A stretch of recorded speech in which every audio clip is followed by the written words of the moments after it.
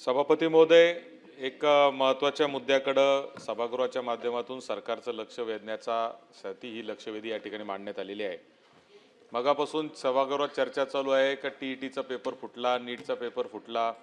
अनेक वेळा आपण पाहतो की तलाठीच्या परीक्षेमध्ये स्कॅम आणि त्याच्यानंतर सरकारी नोकरीमध्ये लागण्यासाठी देखील पैसे घेऊन सरकारी नोकऱ्या लावल्या, असेही अनेक प्रकरणं मागच्या काळामध्ये झालेली आपण पाहिलेले आहे. सभापती महोदय, एक महत्त्वाच्या विषयाकडं मी या लक्षवेधीच्या माध्यमातून सरकारचं लक्ष वेधतोय. ते म्हणजे आता पुणे महानगरपालिकेत नोकरी देण्याच्या खोटे सही शिक्के करून लेटर हेड देऊन पैसे घेऊन नोकऱ्या देण्याचे प्रकार घडले. बरं, एवढंच नाही तर पुणे हे IT चं हब झालेलं आहे. हजारो विद्यार्थी पुण्यामध्ये नोकरीच्या निमित्ताने जाण्याचा प्रयत्न करतात. महाराष्ट्रातल्या तर जवळजवळ प्रत्येक गावातला एक तरी मुलगा पुण्यामध्ये आज नोकरीच्या निमित्ताने जातो, विशेष करून IT च्या नोकरीच्या निमित्ताने जातो. आणि आज अशी परिस्थिती झालेली आहे की कोणती IT कंपनी हा अनुभव असल्याशिवाय नोकरी देत नाही, फ्रेशरला नोकरी दिली जात नाही. पुण्यात अशी एक टोळी उघडकीस आलेली आहे की जी या फ्रेशर उमेदवारांना पकडते, त्यांना सांगते की तुम्हाला आम्ही कंपनीचा एक्सपिरियन्स सगळा आणून देऊ, त्या कंपनीचा एक्सपिरियन्स सर्टिफिकेट, त्या कंपनीचं पगाराचं पत्रक म्हणजे सॅलरी स्लिप, त्याचं PF, त्याचं इन्कम टॅक्स रिटर्न, फॉर्म 16 सगळं बनावट बनवून दिलं जातं आणि त्याचे 5-5, 10-10 लाख रुपये त्या मुलांकडून घेतले जातात, जेणेकरून कंपन्यांमध्ये त्यांना नोकरी सहजरित्या मिळेल. आणि म्हणून या सगळ्या परिस्थितीमध्ये एका बाजूला शिक्षणामध्ये घोटाळा, सरकारी नोकरीत घोटाळा आणि आता खाजगी क्षेत्रात देखील घोटाळा झालेला आहे. माझ्याच माहितीतल्या एका विद्यार्थ्याला नोकरी लागली, त्यांनी अशाच पद्धतीचं त्याला कोणीतरी फसवलं, त्यांनी बनावट सगळं त्याचं बनवलं. त्या मुलाला माहितीच नव्हतं की आपल्याला दिलेले सगळे एक्सपिरियन्स सर्टिफिकेट आणि ते बनावट आहे. एजंट मार्फत ते दिले गेले होते. त्याची बदली बँगलोरला झाली. बँगलोरच्या कंपनीने जेव्हा चौकशी करण्यासाठी हे सगळं PF आणि याला पाठवलं, तेव्हा लक्षात आलं की हे सगळं बनावट आहे आणि त्याच्यावरच गुन्हा दाखल करण्याची या ठिकाणी वेळ आलेली आहे. आणि म्हणून सभापती महोदय, माझा प्रश्न गृहमंत्री या ठिकाणी बसलेले आहेत, त्यांना स्पेसिफिक माझे प्रश्न असे आहेत की हे पुणे महानगरपालिकेची जी टोळी आहे, या टोळीमध्ये देखील FIR होऊन देखील आजपर्यंत अटक करण्यात आलेली नाहीये. एका व्यक्तीचं नाव ज्याच्यामध्ये आलं, 3 लोकांवर गुन्हे दाखल झाले, परंतु अद्याप त्यांना कोणत्याही पद्धतीच्या त्यांच्यावर कारवाई करण्यात आली नाही अशी माझी माहिती आहे. तर त्याबाबत सभापती महोदय, गृहमंत्री मला माहिती सविस्तर सभागृहाला देतील का, हा माझा पहिला प्रश्न आहे. दुसरा प्रश्न असा आहे की हे जे खाजगी क्षेत्रामध्ये देखील हे लोन फुटलेलं आहे की ज्या पद्धतीने फेक एक्सपिरियन्स सर्टिफिकेट आणि फेक सगळ्या गोष्टी बनवण्याची जी षडयंत्र करून मुलांना फसवलं जातंय. बेरोजगारी एकीकडे वाढत असताना नोकऱ्या मिळत नाही आणि म्हणून नोकरी मिळण्यासाठी हतबल झालेले पालक आणि हतबल झालेले मुलं हे फेक एक्सपिरियन्स विकत घेत आहेत आणि ह्याच्यासाठी देखील गृह विभागाने काहीतरी प्रतिबंध केला पाहिजे. त्यासाठी काही स्वतंत्र यंत्रणा मंत्री महोदय विचाराधीन आहे का? असल्यास कोणत्या पद्धतीची यंत्रणा आपण त्यासाठी उभी करू शकतो, असे माझे 2 स्पेसिफिक प्रश्न या निमित्ताने. मंत्री महोदय. सभापती महोदय, सन्माननीय सदस्यांनी या लक्षवेधीमध्ये ज्या तक्रारीचा इथे उल्लेख केला आहे आणि ज्या FIRचा उल्लेख त्यांनी आता त्यांच्या प्रश्नामध्ये देखील त्यांनी केलेला आहे. तर 30 जानेवारीला पुणे पोलीस आयुक्तांकडे एक तक्रार दाखल झाली आणि त्या पहिल्या तक्रारीमध्ये एक ओव्हरऑल जनरल तक्रार ती होती आणि कुठली स्पेसिफिक त्याच्यामध्ये उल्लेख नव्हता. तथापि आणि एक फॉलोअप म्हणून त्यांनी मला वाटतं 6 महिन्याच्या नंतर एक 12 जूनला त्याच व्यक्तीने पुणे महानगरपालिकांच्या उपायुक्तांकडे तक्रार दाखल केली. त्याची प्रत किंवा त्यांनी कुठली त्याची कॉपी त्यांनी पोलीस विभागाला त्यांनी काही दिलेली नाही. परंतु त्या तक्रारीमध्ये ज्या व्यक्तीचा नामोल्लेख त्यांनी केला होता त्या व्यक्तीच्या नावाने 10 फेब्रुवारीला शिवाजीनगर पोलीस स्टेशनला एक तक्रार दाखल झाली होती. ती तक्रार ज्या व्यक्तीने केली होती त्यांच्या भाच्याचा आणि त्यांच्या काही नातेवाईकांची फसवणूक काही ठराविक व्यक्तींनी केलेली आहे असं त्या तक्रारीमध्ये नमूद होतं. आणि त्या अनुषंगाने ज्यांनी तक्रार केलेली आहे त्या तक्रारदारांना आपण जेव्हा जबाब घेण्याकरता बोलावलं तेव्हा आपण त्यांच्याकडे काही डॉक्युमेंटची मागणी केली आणि त्यांनी तसं जबाबाच्या वेळेला देखील त्यांनी तसं नमूद केलेलं होतं की पुढच्या 3 ते 4 दिवसामध्ये आम्ही हे डॉक्युमेंट आपल्याला आणून देतो. तथापि आता ही गोष्ट आहे फेब्रुवारीची.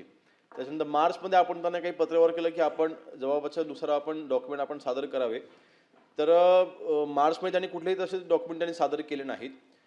जूनमध्ये पुन्हा एकदा आपण त्यांना पत्र पाठवलं आणि त्यांनी पत्र पाठवल्याच्यानंतर किंवा त्यांच्याशी आपण संपर्क केल्याच्यानंतर त्यांनी असं म्हटलं की आमची आता तक्रार आता कुठलीच नाही.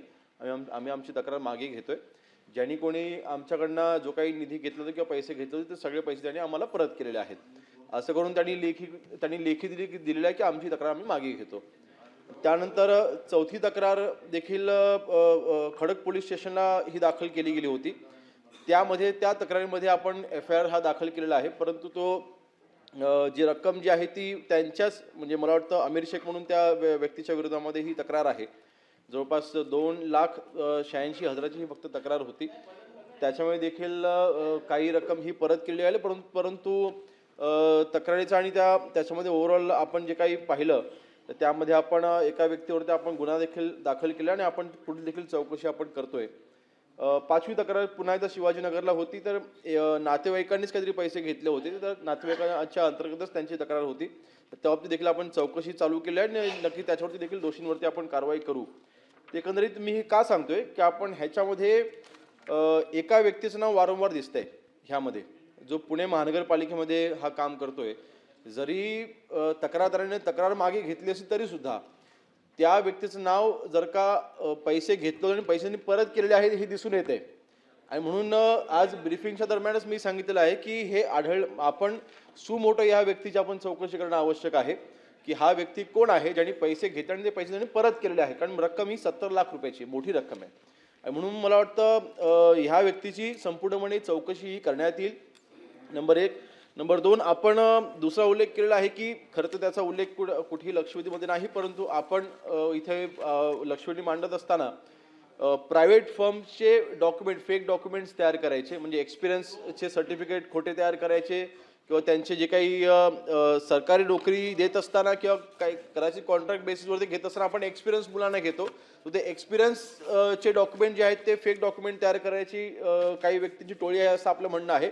नक्कीच त्या बाबतीमधली अजून काही ठराविक डिटेल आपल्याकडे असतील तर आपण द्या. त्या सगळ्यांची आम्ही सखोल चौकशी करू आणि दोषींवरती योग्य ती कारवाई करू. की त्याची तक्रार गेली, तक्रार मागं घेतली, पैसे दिले, पैसे मागं घेतले. याच्यातूनच तुमच्या लक्षात यायला पाहिजे मंत्री महोदय की जो तक्रारदार होता तो दबावात होता आणि सामान्य माणसाला कोणाशी पंगा घ्यायचा नसतो. त्याला ह्या भानगडीत पडायचं नसतं. इकडून तिकडून व्याजाने पैसे घेऊन आज नोकऱ्यांसाठी पैसे देत आहेत लोक. आणि म्हणून मंत्री महोदय माझा स्पेसिफिक प्रश्न तुम्हाला असा आहे आणि हा फक्त त्या पुणे महानगरपालिकेतल्या बनावट लेटर हेड पुरता मर्यादित नसून खाजगी नोकऱ्यांमध्ये हे रॅकेट फार मोठं चालू झालेलं आहे.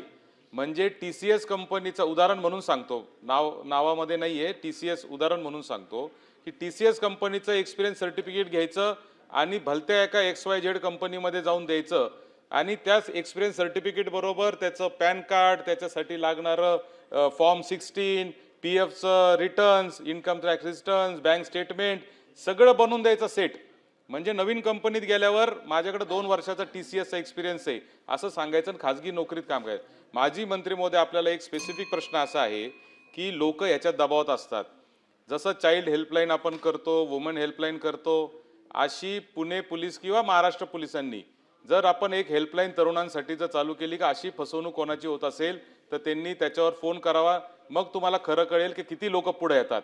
आणि दुसरा स्पेसिफिक प्रश्न माझा असा आहे की आपण सांगितलं की अशी कुठली तक्रार पुण्यामध्ये नाही किंवा कुठल्या प्रकारचे असे गुन्हे आम्हाला माहिती नाही. तर पुणे पोलिसांना निर्देश देऊन आपण पुढच्या 1 महिन्यात अशा पद्धतीचे किती गुन्हे कोणत्या कोणत्या पोलीस स्टेशनमध्ये दाखल आहेत याची सगळी माहिती जी आहे ती आम्हाला पटलासमोर पुढच्या वेळेस ठेवणार का?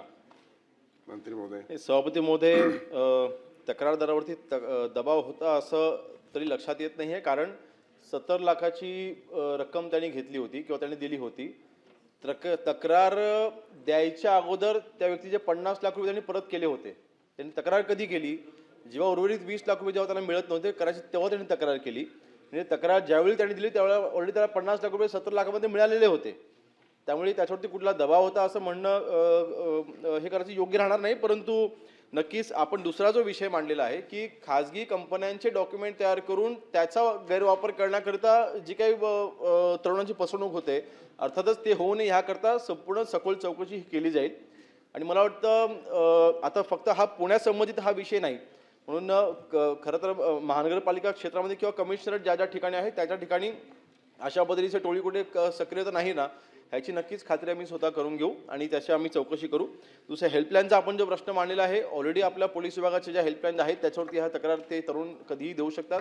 आणि ह्याच्यामध्ये जे तक्रार देणारे आपले किंवा जे कंप्लेंट करणारे आपले तरुण असतील त्यांची हवं असं तर माहिती आपण गुप्त ठेवू, त्याच्यावर आपण कुठेही उघड करणार नाही, जेणेकरून त्यांच्यावर कुठला दबाव असेल तर त्या दबावाच्या पोटी कोणी पुढे येत नाही असं घडत असेल तर नक्कीच आम्ही त्याची दक्षता घेऊ.